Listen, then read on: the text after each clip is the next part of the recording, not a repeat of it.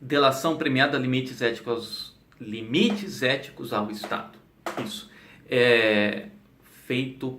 Publicado pela Forense, né, pela Gen Forense.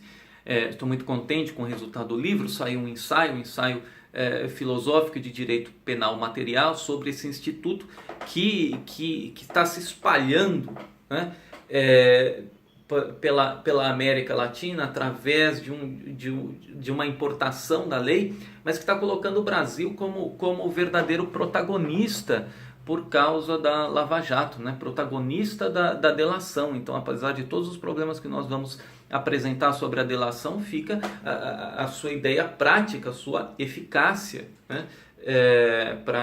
Por ter pela primeira vez conseguido aplicar a lei penal a pessoas que antes eram inatingíveis por ela. Não nego isso.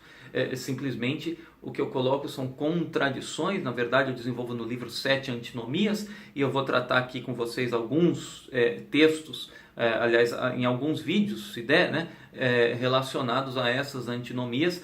E já deu para notar que, se depender da minha vocação para youtuber, eu morro de fome, mas simplesmente eu quero trazer alguns pontos para reflexão, sem dispensar a leitura, né? Quem me conhece sabe que eu sou um defensor aí sempre do texto escrito, da sua coerência, e aqui no texto escrito, né, porque está o texto escrito plasmado ali, é que se podem ver as incoerências, se colocar à prova o que é dito, que vai bem na tônica do ensaio que é o próprio livro, porque cada capítulo começa, se inicia com um problema prático para ser resolvido dentro do marco da delação premiada, da chamada colaboração premiada pela lei, não é? Então nós temos, olha, no Uruguai, uma lei muito parecida com a brasileira, na Argentina, um projeto de lei que vai chegar muito em breve aí a ser aprovado só sobre delação premiada. No Uruguai já colocado no marco da organização criminosa, o tráfico de droga, mais ou menos como é no Brasil, na Lei 12.850, né? A lei brasileira, de 2013.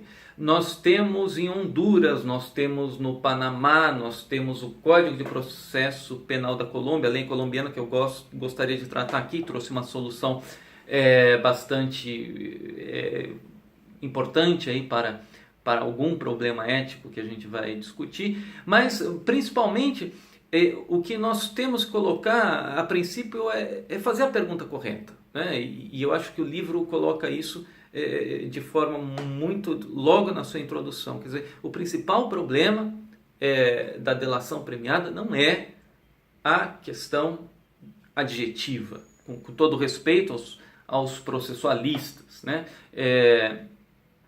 O valor probatório da delação é um problema basicamente antigo, né? E que a lei soluciona quando ela diz, olha, não pode só valorar, não se pode valorar simplesmente a palavra do delator. É claro que o delator é suspeito em tudo aquilo que fala, mas isso já existia antes, quando a gente falava em valoração da prova no processo penal. Não sou processualista, mas quando se falava em valoração da prova no processo penal, daquele que coloca a responsabilidade do ato dos companheiros quando retira a sua própria. Agora, o que nós temos de novidade é a oportunidade do Estado licitamente perdoar a pena, quer dizer, escolher quais são os propósitos de aplicação da pena em cada caso concreto, no chamado princípio da oportunidade.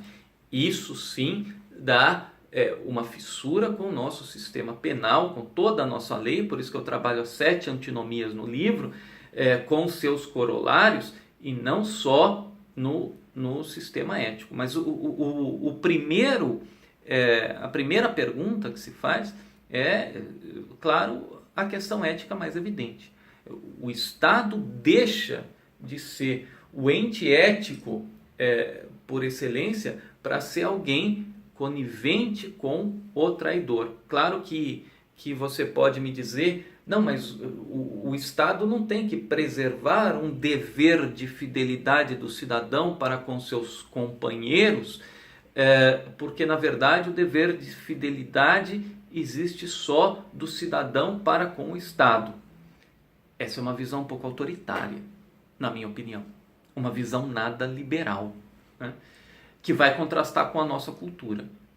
Vai contrastar com a nossa cultura porque nós trazemos uma cultura, um processo penal utilitário, né, da cultura anglo-saxã com o nosso sistema penal de valores latino-germânicos, né, para tentar aplicar a uma criminalidade, como diz uma amiga minha da Colômbia, para tentar aplicar uma criminalidade ímpar latino-americana, quer dizer, 3 culturas tentando três princípios morais, pelo menos, né, bastante diferentes, origens morais bastante diferentes, tentando se combinar em algo que vai dar problema.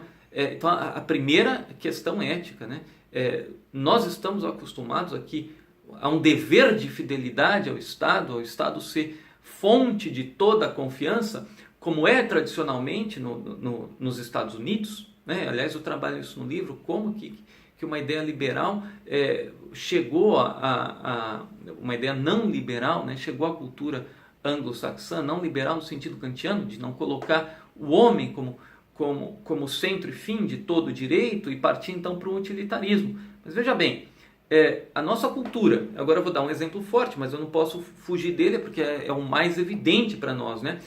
A nossa cultura latino-germânica, nossa cultura cristã, basicamente, né, judaico-cristã, mas principalmente cristã, aqui no Brasil, nos traz o exemplo maior de ato antiético, ato indesejável, um exemplo de traição em nome do próprio Estado, né? Judas traindo, entregando a nosso Senhor Jesus Cristo pelas 30 moedas de prata, não é isso? Pelas 30 moedas de prata. Quer dizer, o que faz Judas entregando Jesus, desculpe a força do exemplo, na verdade, um exemplo mais do que corriqueiro para a nossa mente, mas o que ele faz para a nossa cultura, né? O que ele faz é entregar Jesus Cristo para um Estado estabelecido, o Estado romano, que procurava Jesus, né, através do beijo, identificar aquele a quem entre aspas, polícia local buscava. E nem por isso, né, nem por ser uma colaboração com o Estado, deixa de ser para nós, para a nossa cultura, o grande exemplo do que o ser humano não deve fazer até, né? Judas, dependendo do evangelho, ou se mata, cai do penhasco, ou se enforca, ou caminha, não se sabe bem, para o infinito, que às vezes todos os fins dele são trágicos. É o grande proscrito do evangelho, tem até uma música do Raul Seixas, Judas, né, que fala disso. Mas enfim, quer dizer, a nossa cultura, seja por Tiradentes, que também recupera a figura cristã, daquele que foi traído, né, mas foi traído fazendo uma conjura, quer dizer, foi traído em favor do Estado, e de repente nós temos uma legislação, de repente a partir de 2013, uma legislação que consegue perdoar a partir, ou diminuir a pena a partir dessa colaboração com o Estado que é antiética. Então você vai dizer, bom, vamos tirar, né, o que existe entre, a diferença que existe, evidentemente, entre perdão e misericórdia, mas vamos falar que é tudo a mesma coisa. Vamos falar sobre perdão. Perdoar sempre é ético, né? É sempre bom perdoar. Bom, perdoar pode ser bom desde que não fira o princípio da igualdade. E o Estado, ele fere o princípio da igualdade na delação premiada, porque ele perdoa parte da pena, ele retira aquela punição obrigatória para todos, né? Seria obrigatória para todos, para aplicar o perdão a um específico, né? A um selecionado. Nesse momento o perdão deixa de ser virtuoso. E em nome de quê? Esse é o grande problema. Isso está colocando o Brasil em conflito. Em nome de um norte de persecução criminal. Nesse ponto, é claro, nós entraríamos na política criminal, que é o que eu disse a vocês sobre a legislação colombiana, que não vai dar agora para tratar. O vídeo está ficando muito longo, talvez eu volte aqui para comentar com vocês, mas deixando a curiosidade, né? Quais são os limites éticos do Estado e como conseguir fazer com que harmonizar a tremenda eficácia da delação premiada com um futuro, né, de perseverar num Estado ético, não num governo, né, não numa justiça perfeita que a gente nunca teve, mas num Estado que tenha a honra de dizer, né, olha, eu prego para o meu cidadão as virtudes e não a subserviência a um sistema acusatório. Esse é o grande problema. Não é só um problema ético, porque a nossa lei, sistemática da nossa lei toda, vai precisar se adequar. Basta dizer, por exemplo, que um dos critérios para a aplicação da pena dosimetria, no artigo 59 do Código Penal, você se lembra, a personalidade do réu. Não é? O que eu dou de pena para a personalidade daquele que comete o delito e depois, em nome da diminuição da própria punição, atribui provas de punição a demais. Não estou falando de processo penal, estou falando de adequação ao nosso sistema. Meu livro vai tentar tratar isso com vocês a partir de uma série de exemplos. Vou trazer alguns próximos exemplos, mas esse vídeo já está longo demais. Eu me despeço, espero que aí no vídeo apareça limites éticos da delação premiada ou delação premiada, limites éticos ao Estado, da autoria desse que vos fala, Vitor, pela editora Genforense. Voltamos a nos encontrar em algum tempo e agora eu corto este vídeo.